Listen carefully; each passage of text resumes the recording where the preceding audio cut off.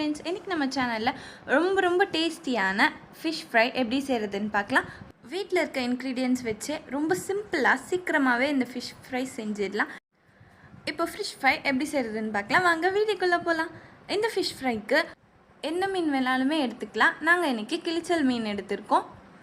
இந்த மீனை நல்லா க்ளீன் பண்ணி எடுத்துக்கலாம்.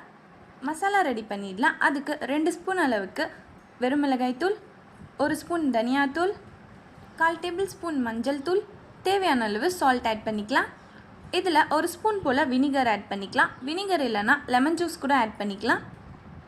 இதை நல்லா மிக்ஸ் பண்ணி விட்டுட்டு கொஞ்சம் கொஞ்சமாக வாட்டர் சேர்த்து இது ஒரு திக்கான கன்சிஸ்டன்சிக்கு நல்லா மிக்ஸ் பண்ணிக்கலாம். இதே மாதிரி தண்ணி சேர்த்து இதை நல்லா திக்காக அந்த மாதிரி மிக்ஸ் பண்ணிக்கலாம். இப்போ மசாலா ரெடி ஆகிடுச்சு. நம்ம க்ளீன் பண்ணி வச்சுருக்க ஃபிஷ்ஷில் இந்த மசாலாவை நல்லா தடவிடலாம்.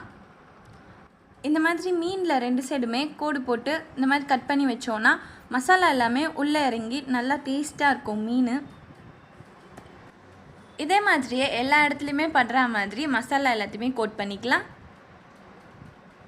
நம்ம சேனலில் சப்ஸ்கிரைப் பண்ணாதவங்க சப்ஸ்கிரைப் பண்ணிவிட்டு பக்கத்தில் இருக்க பெல் ஐகான் ப்ரெஸ் பண்ணிவிட்டு அதில் ஆல் என்ற ஆப்ஷன் கொடுத்துக்கோங்க. அப்போ தான் நம்ம சேனலில் போடுற வீடியோஸோட நோட்டிஃபிகேஷன்ஸ் எல்லாம் வரும். மீனில் நல்லா கோட் பண்ணிவிட்டு ஒரு 1 hour போல் இதை நல்லா ஊற வச்சிட்டோன்னா மசாலா எல்லாமே மீனுக்குள்ளே இறங்கி சூப்பரான டேஸ்ட் கொடுக்கும். 1/2 hourல கூட இதை எடுத்து செய்யலாம். ரொம்ப சிம்பிளாகவே வீட்டில் இருக்க இன்க்ரீடியன்ட்ஸ் வச்சு இந்த ஃபிஷ் ஃப்ரையை செஞ்சிடலாம். இதே மாதிரியே எல்லா ஃபிஷ்லையுமே கோட் பண்ணிக்கலாம். இப்போ எல்லா மீனுமே கோட் ஆகி ரொம்ப சூப்பராக இருக்குது. இது அப்படியே ஒரு 1 hour போல் க்ளோஸ் பண்ணி நல்லா ஊற வச்சிடலாம். இப்போ 1 hour ஆகிடுச்சு. ஓப்பன் பண்ணி பார்க்கலாம். மசாலாலாம் நல்லா உள்ளே இறங்கி சூப்பராக மீன் நல்லா ஊறியிருக்கு.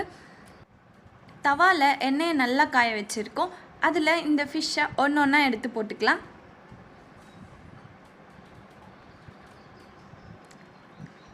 இது நல்லா ஒரு பக்கம் வெந்ததுமே இன்னொரு பக்கம் திருப்பி போட்டுக்கலாம். இந்த மீன் ரெசிபியை இந்த மாதிரி செஞ்சு பாருங்கள். ரொம்ப டேஸ்டியாக சூப்பராக இருக்கும். செஞ்சு பார்த்துட்டு கண்டிப்பாக கமெண்ட் பாக்ஸில் ஷேர் பண்ணுங்கள்.